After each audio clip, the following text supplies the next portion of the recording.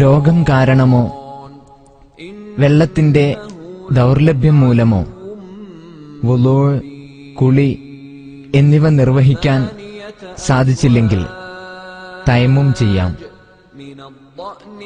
ശുദ്ധമായ പൊടിമണ്ണ് കൊണ്ടാണ് തയമ്മും ചെയ്യേണ്ടത്.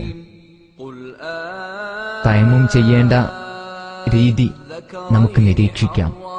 നിസ്കാരത്തെ ഹലാലാക്കുന്നു എന്ന നിയ്യത്തോടെ ശുദ്ധമായ പൊടിമണ്ണുകൊണ്ട് മുഖവും മുൻകൈയും ഓരോ പ്രാവശ്യം തടവുന്നതിനാണ് തയമ്മും എന്ന് പറയുന്നത്.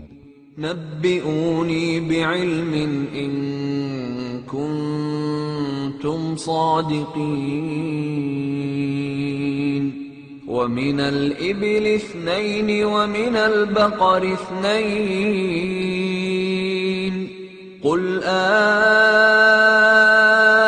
الذكرين حرم أم الأنثيين أما اشتملت. തയമ്മുമിന്റെ ഷർത്തുകൾ: നിസ്കാരത്തിന്റെ സമയം ആകൽ, ശുദ്ധമായ പൊടിമണ്ണ് കൊണ്ടായിരിക്കൽ, തയമ്മുമിന് മുൻപ് ശരീരത്തിലെ മാലിന്യങ്ങൾ നീക്കം ചെയ്യൽ, മണ്ണ് 2 പ്രാവശ്യം അടിച്ചെടുത്തുകൊണ്ട് തയമ്മും നിർവഹിക്കൽ, വെള്ളം ഉപയോഗിക്കൽ അസാധ്യമാകൽ.